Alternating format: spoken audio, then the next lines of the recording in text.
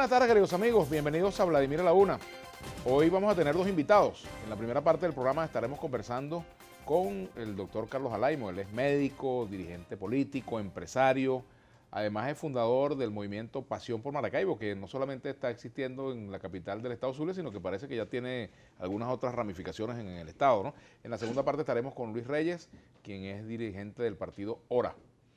Así que bueno, saludamos a Carlos Alaimo. Reyes es dirigente del Polo Patriótico. Bienvenido, Carlos. Gracias por venir al programa. No, gracias a ti por invitarme. Un placer. Sí. Bueno, Carlos, me gustaría comenzar hablando de esta situación en Venezuela, la propuesta constituyente. ¿Cuál es tu opinión y la opinión de Pasión por Maracaibo en torno a la propuesta de Asamblea Constituyente que el presidente Maduro está impulsando? Mira, con relación a la constituyente tiene dos, debemos de separarlo en dos ítems. El ítem jurídico y el ítem político. En la parte política, en la parte jurídica, no hay sostenibilidad para decir y defender e impulsar una constituyente. Cuando nosotros vemos el decreto por la cual nace la exposición para hacer posible la constituyente, nosotros vemos cómo el presidente Maduro habla de una, y me gustaría leerlo, porque aquí está el meollo y cosa que no se ha dicho y se debería saber. Habla de convocar una Asamblea Nacional Constituyente tomando como fundamento el proceso popular constituyente legado al comandante Hugo Chávez. O sea, te habla de una constituyente originaria. O sea, nunca te habla ni sectorial ni mucho menos comunal. Cuando esto es así, primero, y en segundo lugar, te habla de 9 puntos, y esto rompe con la necesidad de una nueva constituyente.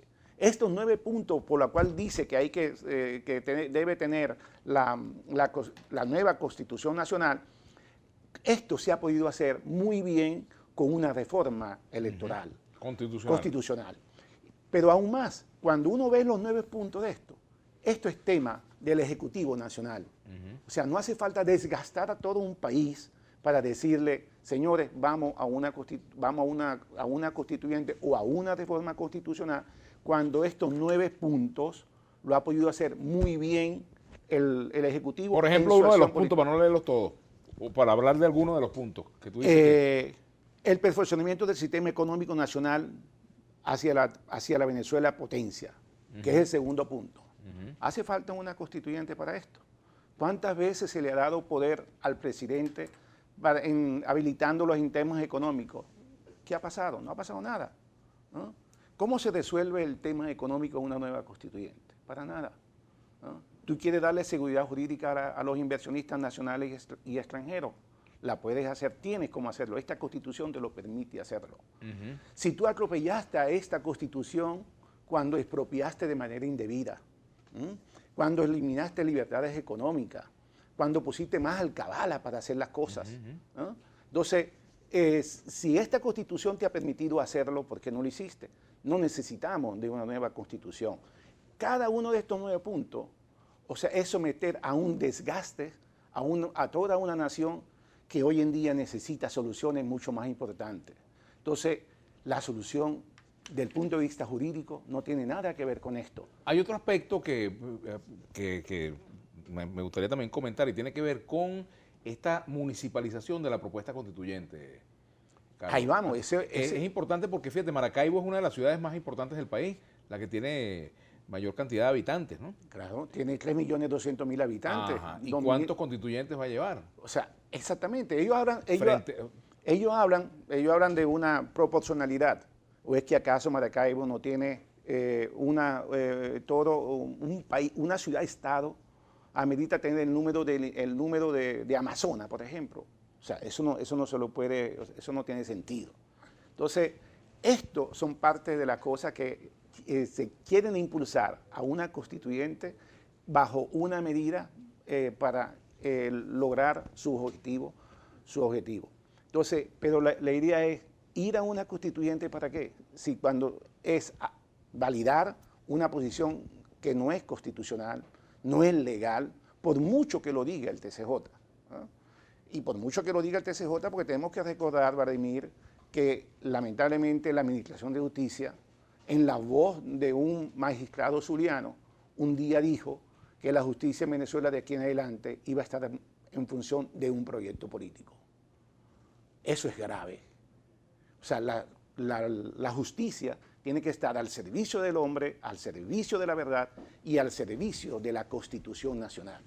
Entonces hemos visto cómo, de una u otra manera, tenemos a una justicia que hace cualquier tipo de malabarismo para impulsar, proteger un proyecto político desnaturalizado. Viendo que está avanzando esta propuesta, ¿qué debe hacer la oposición para tratar de lograr que no se lleve a cabo, si fuese su estrategia, o participar en ella? O sea, ¿qué crees tú que debe hacer? Pero fíjense, como nosotros vemos ahorita dos posiciones. Una posición de Diosdado, que hace arenga, que violenta, de violencia, ¿verdad? Pero también tenemos una posición de Maduro que ha sido un poquito más recatado en ese sentido. Ya Maduro habla de un diálogo, vuelve a invitar al diálogo, ¿ok? Y ya organismos internacionales están diciendo que el diálogo en Venezuela hoy en día tiene que ser necesario. Ahora, con esa propuesta constituyente en el medio, ¿es factible el diálogo en Venezuela? Yo creo que aquí hace falta el diálogo. Pero te pregunto, sí, con esa propuesta, aún con esa propuesta caminando, ¿es posible el diálogo? ¿Cómo se resuelven los problemas? Sentándose. No hay otra manera. Hay que sentarse a dialogar. Dialogar no es pactar. Dialogar no es entregar, ¿no? Dialogar significa buscar todos los espacios que nos permiten unirnos, ¿no? Y administrar la diferencia. Aquí hay dos temas que fueron ilegales los dos. La constituyente es ilegal, pero el llamado a la asamblea a unas elecciones generales también fue ilegal. El llamado a las elecciones generales no está dentro de la Constitución Nacional. También tenemos que decirlo y reconocerlo. ¿Y cuál fue la respuesta del gobierno ante el llamado de la oposición a elecciones generales? Ah, bueno, tú quieres elecciones generales, yo te doy una constituyente.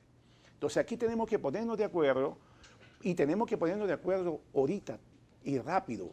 ¿Por qué? Porque mientras estamos dialogando no vamos a permitir que el diálogo, ya tenemos años dialogando, no vamos a llegar al tema de Vietnam con Estados Unidos cuando Kissinger estuvo 3 años negociando y un día le dijo el vocero de Vietnam, ¿ustedes cómo miden los tiempos? O sea, bueno, por horas, por días. Y vino el vietnamita y le dijo, nosotros, si quieres, por centenarios, ¿no? Aquí en Venezuela, mientras se está dialogando, ¿sabe cuál es el problema? Que tenemos muertos invisibles, que no son los muertos que vemos en la calle producto de las manifestaciones, producto del ataque vil que hacen contra los manifestantes, ¿verdad? Que ya llevamos, algunos dicen 68, hay otra cifra de 80. En el sur le llevamos 3 muertos, ¿no? Entonces, mientras tenemos esos muertos que se pueden medir, tenemos miles de muertos que se mueren en la puerta de un hospital por falta de atención médica adecuada, por falta de una intervención, por falta de quimio, por falta de fármacos, pero también tenemos muertos por hambre, que eso no está registrado. Entonces, hay un pueblo que necesita ser atendido, y eso también es una obligación de la Mesa de la Unidad Democrática y de la oposición como tal.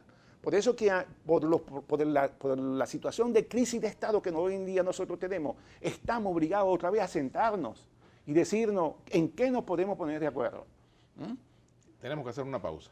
Al regreso vamos a continuar conversando, y aquí dice Pedir Romero, tu invitado, tú ni ese invitado pareces entender que el presidente tiene la facultad constitucional para llamar a la constituyente. Tony Musati, ¿cuánto se gastaría para realizar esa constituyente, incluyendo la campaña? Cristina C. dice, es evidente que la intención de la Asamblea Nacional Constituyente es subordinar los poderes constituidos y retrasar o suspender elecciones regionales. Bueno, vamos a hacer la pausa y ya venimos con Carlos Alaimo para conversar en la segunda parte del programa.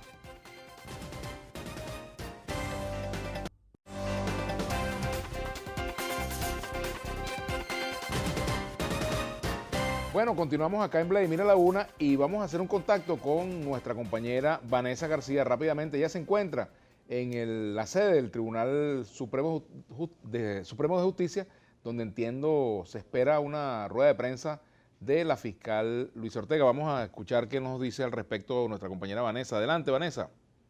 Así es, Vladimir, muy buenas tardes. En efecto, nos encontramos ya en la sede del Tribunal Supremo de Justicia. Dentro de pocos segundos se espera la declaración de la fiscal general de la República, Luis Ortega Díaz, quien acudió hasta esta sede y convocó a los medios de comunicación para unas declaraciones. Hasta el momento, de manera oficial, no tenemos alguna información sobre cuál sería el tema. Sin embargo, ha trascendido que podría estar relacionado con la Asamblea Nacional Constituyente y un recurso que ella habría introducido. Sin embargo, estamos acá ya a la espera de que la fiscal general de la República, Luis Ortega Díaz, ofrezca las declaraciones, Vladimir.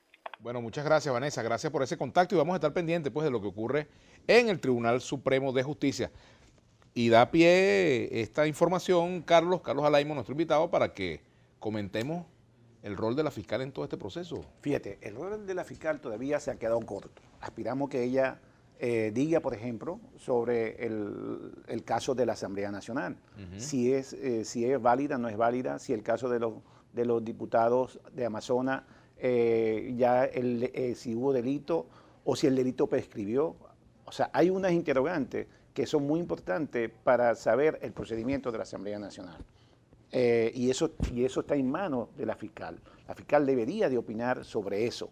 Y vemos como con mucha fuerza la fiscal, que no está sola en esto, cada día tiene una posición más clara sobre la legalidad de todo de este hilo constitucional que hay que, de una u otra manera, hay que ponerlo otra vez en función de la vía legal en el país. Ella tiene un rol muy importante. Y es por eso que, gracias a Dios, así como hemos visto la posición de la fiscal, estamos viendo posiciones también dentro del propio chavismo, dentro del sector de las Fuerzas Armadas, y de personalidades que de una u otra manera estaban adeptos, simpatizantes del oficialismo y que hoy en día se están empezando a desmarcar. Aquí hay algunos comentarios. La oposición también podría solicitar una Asamblea Nacional Constituyente, pero con otras bases apegadas a la Constitución, pregunta Romer Linares. No, la oposición, nosotros tenemos ahorita algo que debemos de activar y tiene que ser lo más inmediato posible, el referéndum consultivo.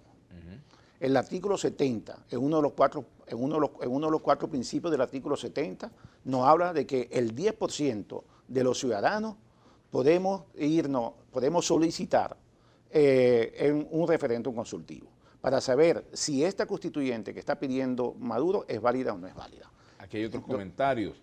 Por fin una persona que habla como debe ser, lo felicito, de verdad es algo cierto, el interés primordial debe ser el pueblo. Garza Slater. Otros comentarios. Si la mayoría quiere, si se pudiera hacer elecciones generales, aunque no esté en la Constitución, el pueblo por encima de todo, dice Rapunzel. No, eso no está, tenemos que ser sinceros y honestos aquí. O sea, no podemos seguir cometiendo errores. Los errores de la oposición los capitaliza el gobierno y eso genera violencia, y la violencia también la capitaliza el gobierno. Tenemos que irnos por la vía de la Constitución Nacional. No es ni constituyente ni asambleas generales. Si nosotros tenemos elecciones, hay deuda con el país. A nosotros se nos olvidó votar, Dios. Tenemos que votar. Los problemas de democracia, ¿dónde se dirimen? En las urnas electorales. Aquí estamos en deuda con las municipales, estamos en deuda con las elecciones regionales, estamos en deuda con los sindicatos, con las universidades. Se nos olvidó votar. Tenemos que irnos a las urnas. El revolucionario, dice por aquí un tuitero, el invitado está hablando la purita verdad, el diálogo es el camino a la paz en Venezuela. También dice por aquí, Resistencia VDLP, me gustaría un día que en tu programa ver a dos venezolanos ambos bandos discutir y que no sean personajes públicos. Jesús Briceño, los problemas de escasez de alimentos, medicina y seguridad se solucionan respetando la Constitución. Pedro Sánchez, salvaste la tarde, ese médico empresario tiene Guáramo para denunciar y hacer propuestas muy concretas sobre la crisis. Los venezolanos atrapados en la indolencia, no hay hechos que mejoren nada, solo bla, bla, bla. Cada día es peor, dice Jordan. Otros comentarios. No necesitamos una nueva constitución, la actual lo permite realizar todos los puntos que quiere impulsar el gobierno. Con personas con el sentido común delimitado es con quienes Venezuela puede salir adelante, no con dirigentes neuróticos, dice Malchi R. Y eso a lo mejor vale, bueno, es un criterio, es una opinión, ¿no? Quizás hay personas atrapadas por la emocionalidad de lado y lado, ¿no? Increíble ver a un empresario levantar su voz de protesta contra el gobierno, bravo por eso, dice Namelés. Diálogo, perdón y amor, pero ¿cómo se logra con un gobierno que ataca continuamente y no solo de verbo, físicamente con su personal armado? Dice Teresa Velasco. Bueno, eso es parte de ir y estar dentro de esta dinámica política. Y aquí dice Ovar Reyes, es increíble que este señor todavía no ha entendido que con este gobierno no se puede dialogar. Bueno, pero que sigan ellos rompiendo el diálogo, que sigan siendo ellos los que le den una patada a la mesa, que sigan ellos violentando inclusive al mayor fiador del mundo que fue el Vaticano. ¿Y qué pasa? Que hoy en día ellos mismos están pidiendo que volvamos al diálogo y volvamos a una mesa. En la democracia, una de las virtudes que tenemos que tener los demócratas es el diálogo. No tenemos de otra. Jairo dice por aquí, Alaimo, ¿se va a lanzar a la alcaldía de Maracaibo o a la gobernación del Zulia por la MUD o independiente? Nosotros somos un movimiento que yo vengo de la fila social cristiana. Hoy en día hicimos un modelo de ciudadanía, de una coalición social y política que lo estructuramos bajo el nombre de Pasión por Maracaibo.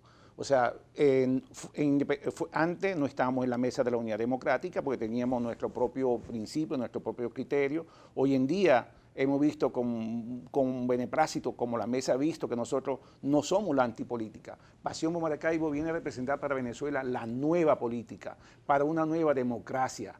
Este esquema va a permitir que en el día de mañana, cuando Venezuela vuelva a ser la que nosotros aspiramos que sea, romper con el pasado populista, romper con ese pasado de una democracia electoral y dar un salto a una democracia moderna, a una democracia más parlamentaria, para quitarle el peso al presidencialismo, para quitarle el peso a los mesiánicos, para quitar y evitar asimismo elecciones prolongadas y gobernantes de larga estancia desde un municipio hasta una gobernación.